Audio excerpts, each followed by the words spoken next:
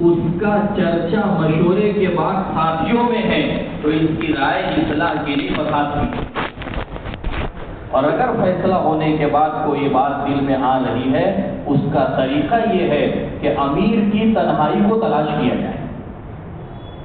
اور فرمایا کہ بدر کے موقع پر اللہ کے نبی صلی اللہ علیہ وسلم نے جگہ طے کر دی صحابہ کی اور اپنے پڑاؤ کی۔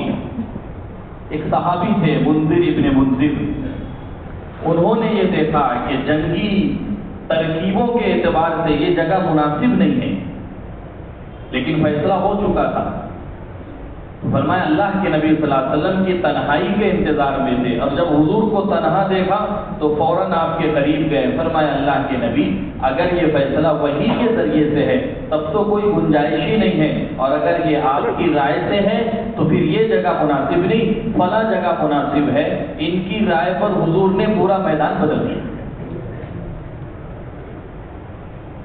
اسی کے ساتھ ساتھ صحابہ کی بنیادی صفت یہ ہوتی تھی اپنی رائے پیش کر کے رائے کو بھول جاتے تھے۔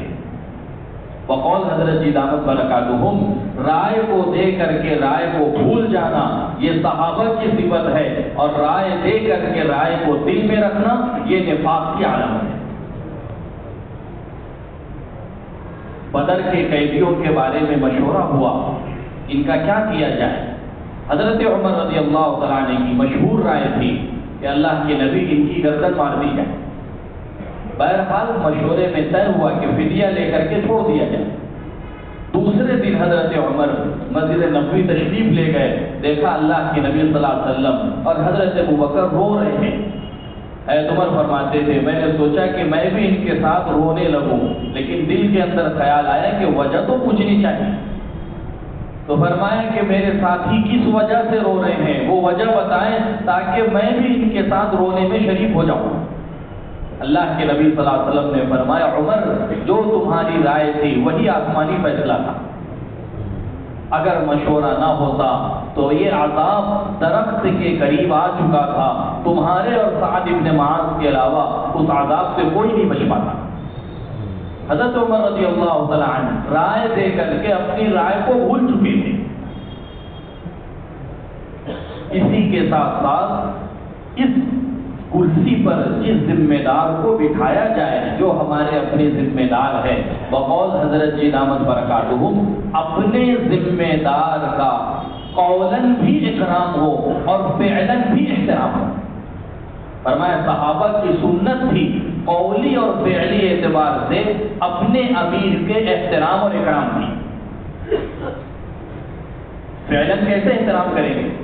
حضرت ابوبکر صدیق رضی اللہ تعالیٰ عنہ حضرت اسامہ کے لشکر کو روانہ کر رہے تھے اور پیدل چل رہے تھے۔ حضرت اسامہ نے کہا امیر المومنین آپ عمر میں مجھ سے بڑے ہیں، مقام مرتبے میں مجھ سے بڑے ہیں، آپ بھی سواری پر سوار ہو جائیں یا میں آپ کے ساتھ پیدل اتر جاتا ہوں۔ تو فرمایا نہیں، نہ تو تم سواری سے اترو گے اور نہ میں تمہارے ساتھ سواری پر سوار ہوں گا، پیدل ہی حضرت اسامہ کے ساتھ چلے ہیں۔ ذمہ دار کا احترام اور اکرام بتانے کے لیے عملی نمونہ پیش کیا ہے، اور کہا کہ قولاً احترام کہ حضرت عمر بھی اسامہ کی جماعت میں شریک تھے، مشورے سے حضرت ابوبکر صدیق رضی اللہ تعالیٰ عنہ نے ان کو روک لیا تھا، لیکن حضرت عمر جب بھی حضرت اسامہ کو دیکھتے تھے فرماتے تھے یا سیدی یا امیری، اے ہمارے سردار، اے ہمارے امیر، ہمیشہ ان کو اپنا امیر کہتے تھے۔ اسی کے ساتھ ساتھ مشورے کے اندر جو بھی چیز ہو یہ ہے کہ ذمہ دار کے فیصلے کا پھر اشارے کے ذریعے سے بھی جو ہے اس کی تردید اور اس کے بارے میں کوئی ایسی چیز نہ ہو جس کے ذریعے سے امیر کے فیصلے کی بے اکرامی ہو۔ اللہ کے نبی صلی اللہ علیہ وسلم کے زمانے میں حضرت خالد رضی اللہ تعالیٰ عنہ سفر میں تھے، ایک صحابی نے دشمن کو قتل کیا اور اس کا پورا سامان لے لیا، غلام تھے قتل کرنے والے، تو سامان کے اندر مال غنیمت میں بہت قیمتی تلوار جس کا دستہ جو ہے وہ سونے کا، جواہرات اس میں جو ہے وہ لگے ہوئے تھے۔ حضرت خالد نے ان سے کہا نہیں یہ مال تمہارا نہیں ہے، اس کو جمع کرو بیت المال۔ دوسرے صحابی یہ کہنے لگے خالد تم نے غلط فیصلہ کیا، میں اللہ کے نبی صلی اللہ علیہ وسلم کے پاس جا کر کے تمہاری شکایت کروں گا۔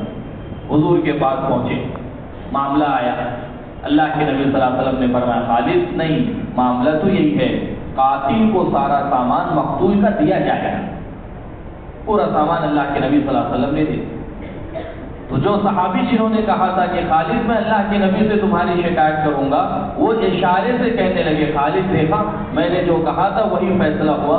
ان کے اشارے کو اللہ کے نبی صلی اللہ علیہ وسلم نے دیکھ لیا، فرمایا خالد پورا مال واپس لے لو، اور فرمایا کہ ہمارے سامنے ہمارے امیر کی بے احترامی کی جائے، اس کو برداشت نہیں کیا جائے۔ کہ ہر چیز اللہ کے علم میں ہے۔ اللہ کے نبی صلی اللہ علیہ وسلم بیمار تھے، ازواج مطہرات جمع تھی، حضرت صفیہ آئی، فرمایا کہ اللہ کے نبی صلی اللہ علیہ وسلم کو شفا دے، بلکہ میری عمر بھی حضور کو لگ جائے۔ ازواج مطہرات نے آپس میں صرف آنکھوں کا اشارہ کیا کہ دیکھو صفیہ اللہ کے نبی صلی اللہ علیہ وسلم کو خوش کرنے کے لیے ایسے جملے کہہ رہی ہیں۔ حضور نے فرمایا تم سب اٹھو اور جا کر کے کلی کرو۔ ازواج مطہرات نے کہا اللہ کے نبی ہم نے تو کچھ چکھا بھی نہیں۔ فرمایا نہیں، تمہارے دانتوں میں صفیہ کا گوشت لگ رہا ہے، جو تم نے اشارہ کیا ہے اس کو بھی غیبت میں شمار ہے۔ اسی کے ساتھ ساتھ تقاضوں کو لینے کی نیت سے ہم مشورے کے اندر بڑے بڑے تقاضے، مولانا یوسف صاحب رحمۃ اللہ علیہ فرماتے تھے صحابہ بڑے بڑے تقاضوں کو بڑھ چڑھ کر کے لیا کرتے تھے، بلکہ فرماتے تھے دنیا میں ان سے اللہ نے جو انقلابی کام لیا ہے اس کی بنیادی وجہ یہ ہے ان کا ہر فرد اپنے ساتھی سے پہلے اپنی جان کو قربان کرنے کے جذبے کے ساتھ اترتا تھا کہ میری جان اس سے امان ہو جائے۔ فرمایا اللہ کے نبی نے تقاضا پیش کیا کہ کعب بن اشرف جو خیبر کا سردار ہے یہودی، اس کو کون قتل کرے گا؟ تو محمد ابن مسلمہ کھڑے ہوئے، فرمایا اللہ کے نبی یہ تقاضا میں لوں گا۔ حضور نے فیصلہ کر دیا۔ بعد میں محمد ابن مسلمہ سوچنے لگے کعب بن اشرف عام آدمی نہیں ہے، اس کے ارد گرد حواری مواری اور بڑی حفاظتی انتظامات میں ہوتا ہے، میں کیسے اس کو قتل کروں گا؟ اس تک پہنچنا مشکل ہے، قتل تو بہت دور کی بات ہے۔